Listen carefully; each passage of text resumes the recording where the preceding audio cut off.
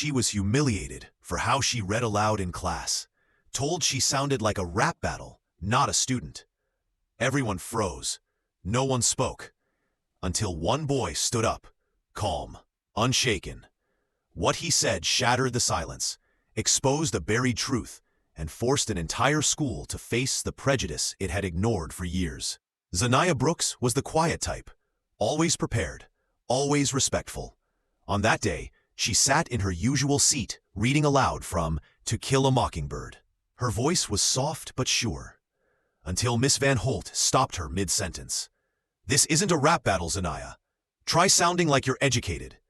The class fell silent. The insult wasn't loud, but it cut deep. Students looked away, unsure whether to laugh, react, or pretend it didn't happen. Zaniah just stared down at her book, her face still, but her hands trembling slightly. The teacher stood still, arms crossed, like she hadn't just reduced a student to a stereotype.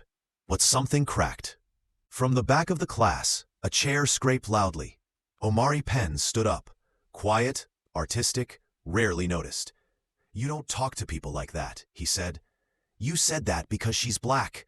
No one moved. His voice wasn't angry. It was calm, devastatingly clear. Miss Van Holt blinked, stunned. "What did you say?" "I said what you did was racist, and you knew it." The teacher tried to regain control, threatening detention, but it didn't work. Another student whispered, "He's right."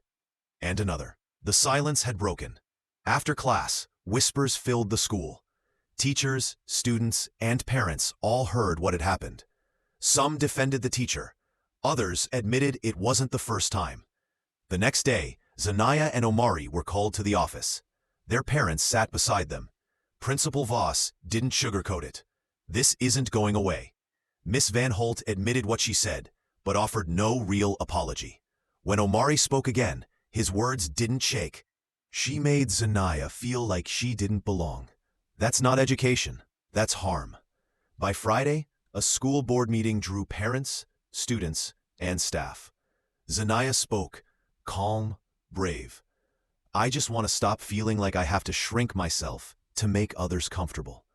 The crowd clapped, not for drama, for truth. Ms. Van Holt was placed on leave. Weeks later, she quietly retired.